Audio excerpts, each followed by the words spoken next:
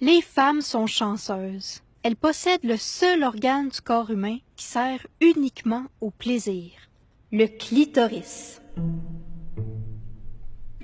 Le petit bout qu'on peut voir est en fait le gland du clitoris.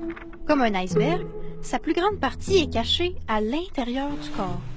2 racines de 10 cm s'étendent de chaque côté. Ce serait grâce à elles que des femmes ont un orgasme vaginal. Le clitoris est comme un petit pénis. Il se gorge de sang et s'allonge lorsqu'il est excité. Mais il est encore plus chatouilleux que le pénis. Le clitoris a été plusieurs fois découvert et redécouvert par des hommes.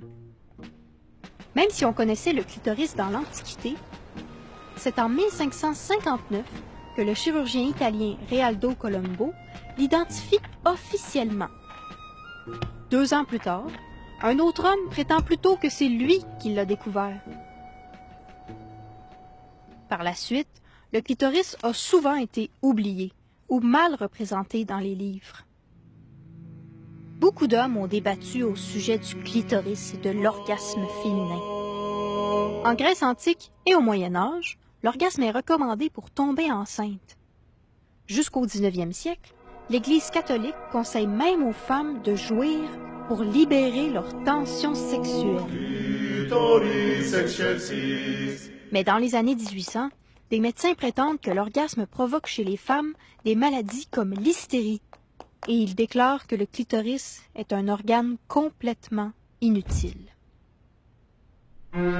Puis Sigmund Freud, l'ennemi numéro 1 du clitoris, invente le concept de l'orgasme vaginal, et il décrète qu'une femme mature doit trouver son plaisir seulement dans la pénétration. Ainsi commence une vague d'obscurantisme clitoridien. Aujourd'hui, le clitoris vit encore dans l'ombre. Les caresses sont souvent vues comme de simples préliminaires. Pourtant, ce cher clitoris ne demande qu'à être aimé.